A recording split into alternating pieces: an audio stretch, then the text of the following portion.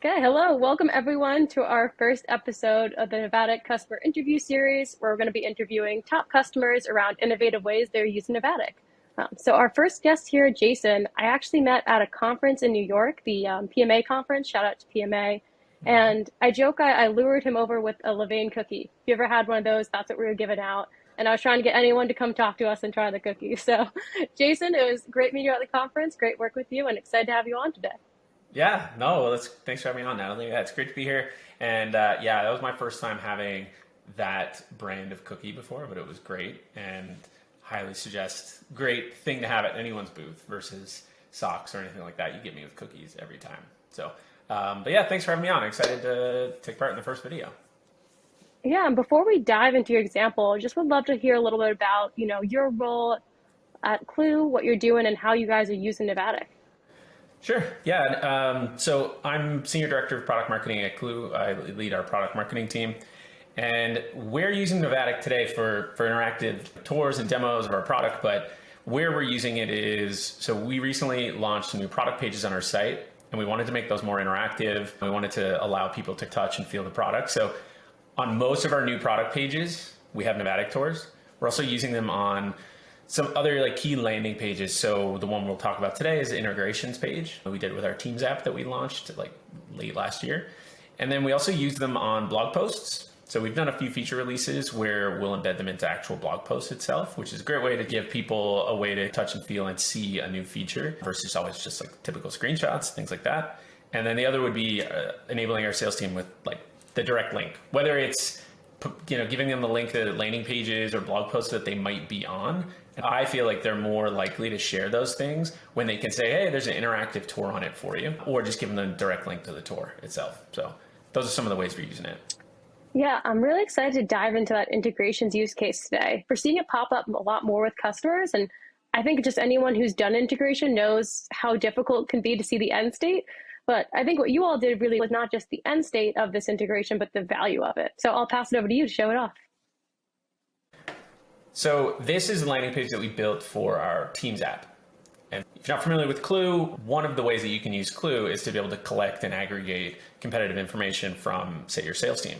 And so if you're using Teams, they, from within Teams, can actually, if they're a hop off call with a customer or a prospect and they have some interesting competitive intel to share, they can use the Teams integration to be able to send that into Klue. So it's a way to crowdsource intel from your team. And so we wanted a couple of things, and to your point too, Natalie, with integrations, with us, this was a tricky one because we at Klue, we use Slack, our team every day doesn't use Teams. And so it's tricky when, say, sales reps or most people on our team don't have a Teams account. And so being able to demo this integration, it gets challenging when not everyone is able to hop into Teams and there's only so many dev licenses you can have and things like that. So it gets tricky. So you want to be able to demo this. And so for us, Navattic was a great way. So on the landing page, right below the fold, this is typically where we'll put, if you go to our product pages too, is typically the type of treatment we have in this call to action, how it looks. And then when you click on this, what it does is it opens up the tour right on top of it in a lightbox. I like this idea of opening up in a lightbox versus embedding on the page just because I wanted more real estate on the page, make it bigger, as big as we could possibly make it. But I've definitely seen some great examples where it's embedded too. And then here, they're actually able to go through the flow of what it's like to actually grab a message that they've posted into Teams and be able to send that right into Klue. And so for us, it's a great way for people to be able to get behind the wheel and check out this integration, see what it would feel like. But also what we found was really helpful with this is that even our sales team, our CS team, was able to walk through the flow and see how this worked and is able to use this tour to be able to walk customers or prospect through it when, again, we run into that situation where we don't have these Teams licenses to hop in and demo it ourselves. And so also great too, being able to capture these screenshots, but then go and be able to edit it afterwards. So that we might have a demo instance where Jess, our product manager for this, has a ton of stuff on the page and she's just trying out all these different things. And I can go in and I can remove a number of those. I can edit the text there and I can really try to create the perfect flow for this demo. So it was great. And the cool thing too is you can stitch together in one tour multiple different product pages and multiple different apps. So you see there we jump from Teams right over to Klue and it seems seamless. That's just a very quick run through of our tour, but yeah, it's awesome for us to be able to have this on a page, have people be able to touch and feel it, see what it's like, and then also be able to have it as like an internal tool too that we can use to demo it.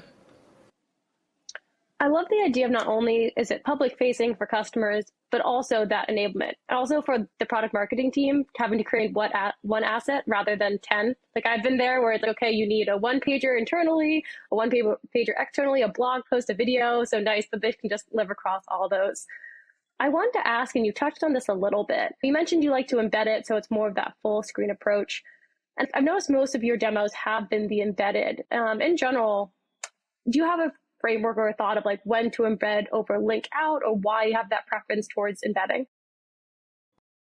Yeah, I think for me, like, we just wanted to make it feel like part of the page. So in the blog post, we've embedded it directly. So it's not linking you, it's not opening it up in the lightbox, or at least in a couple of them. And that way it's just right there. It's versus having a CTA that then links them to a completely other tab. We want to keep them on the page. We want to keep them on our site. We want to make it as seamless and frictionless as possible. So it's the embedded approach, or in this case, a bit of a hybrid of that, where it's open in a lightbox just to get that full screen.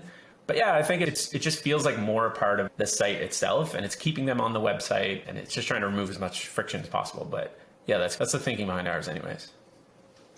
I think that makes a lot of sense. And we've seen embedding, especially a lot for what you did here with, it's part of the actual landing page. Like sometimes if it's an entire demo replicating the product, they want to take you off and really show you the whole thing. But in this case, it's a specific feature. And I think that's where it makes a lot of sense. Keep them in the landing page so that they could also read around it about the Klue Plus team integration.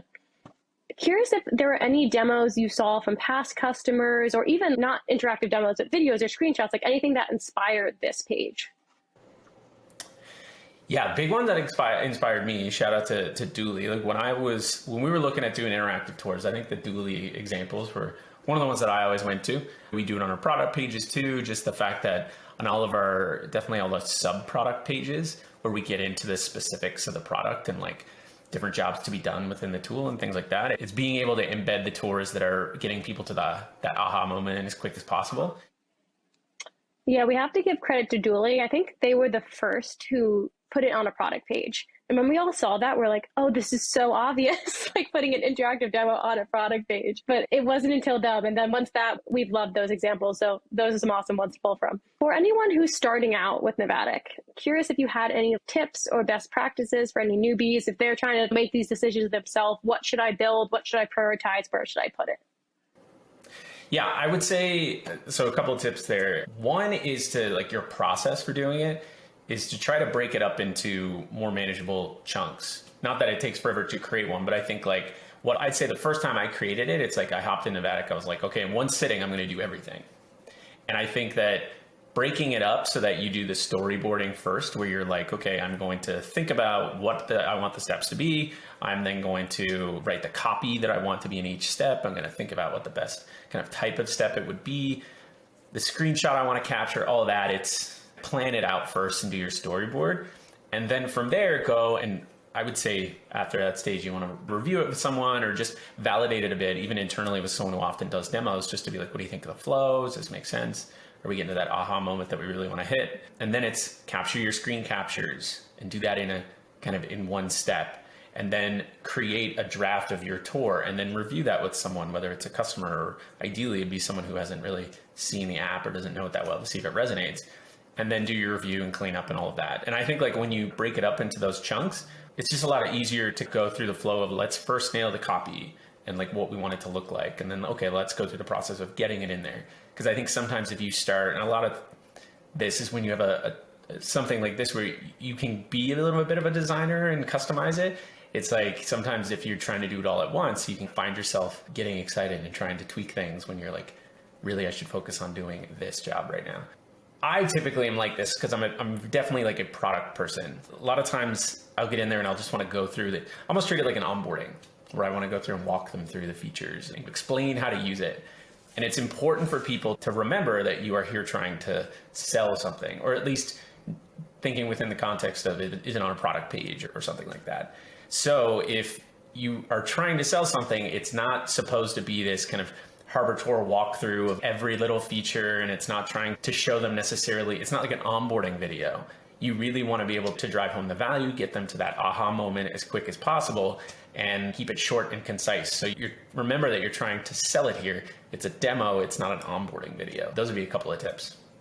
Where we're so used to videos or something with product being more product focused or how to, or even we're used to something like Pendo that is a in-app walkthrough.